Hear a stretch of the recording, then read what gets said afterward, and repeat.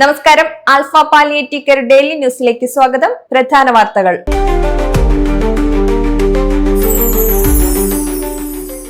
Alpha care home അംഗമായിരുന്ന ബി.വി. ഉമ്മ നിര്യാതയായി. ഭർത്താവ് കയ്പമംഗലം സ്വദേശിയായ പരേതനായ ഉമ്മർ. മൂത്ത മകന്റെ സംരക്ഷണയിലായിരുന്ന ബി.വി. ഉമ്മ മകന്റെ മരണശേഷം ആൽഫ കെയർ ഹോമിലേക്ക് വരികയായിരുന്നു. അവരുടെ ആഗ്രഹപ്രകാരം മതപരമായ കർമ്മങ്ങളോടെ കൂരിക്കുഴി ജുമാ മസ്ജിദിൽ സംസ്കാരം നടത്തി.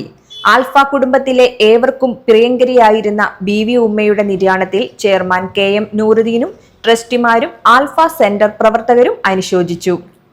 ആൽഫയുടെ പ്രവർത്തനങ്ങളെക്കുറിച്ച് പഠിക്കാൻ Pallium India facilitation coordinator John Surya Alpha Edamuttam ഹോസ്പീസും കൊടുങ്ങല്ലൂർ ലിങ്ക് സെന്ററും സന്ദർശിച്ചു.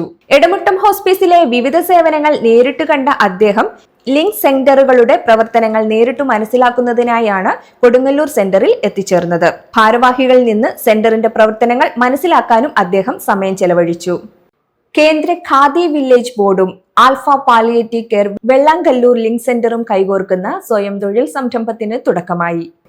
ഇന്നലെയും ഇന്നുമായി കുട നിർമ്മാണത്തിനായുള്ള പരിശീലനം പൂർത്തിയായി. അടുത്ത സെഷനിൽ അച്ചാർ നിർമ്മാണത്തിനുള്ള പരിശീലനം നൽകും. ആൽഫയിൽ നിന്ന് സേവനം നേടുന്നവർ, അവരുടെ കുടുംബാംഗങ്ങൾ, students association of palliative care അംഗങ്ങൾ, വോളണ്ടിയർമാർ എന്നിവർ പരിശീലന പരിപാടിയിൽ പങ്കെടുക്കുന്നുണ്ട്.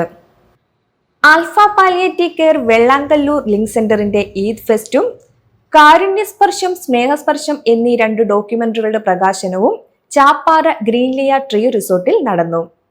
സിനി ആർട്ടിസ്റ്റ് ബിനു അടിമാലി ഉദ്ഘാടനം നിർവഹിച്ചു. ആക്ടിംഗ് പ്രസിഡന്റ് ഷഫീർ കാരുമാത്ര അധ്യക്ഷത വഹിച്ചു. സംവിധായകൻ ആര്യൻ വിജയ്, സിനിമാ താരം അശ്വതി മുഖ്യാതിഥിയായി പങ്കെടുത്തു.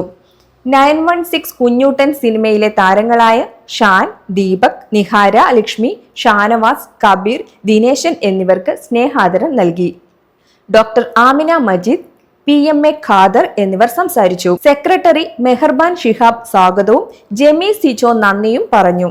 പുനർജനി പുലരി ക്ലബ് സ്റ്റാഫ് ആൻഡ് കമ്മിറ്റി അംഗങ്ങളായ അനൂപ് അശോകൻ, ഹസീന ഷംസുദ്ദീൻ, TK അബ്ദുൾ, ഹസീന സലാം, ഫാത്തിമ ഷക്കൂർ, ശശി തുടങ്ങിയവർ വിവിധ കലാപരിപാടികൾ അവതരിപ്പിച്ചു. ഇതോടെ ഇന്നത്തെ വാർത്തകൾ അവസാനിക്കുന്നു. ജയ് ഹിന്ദ്.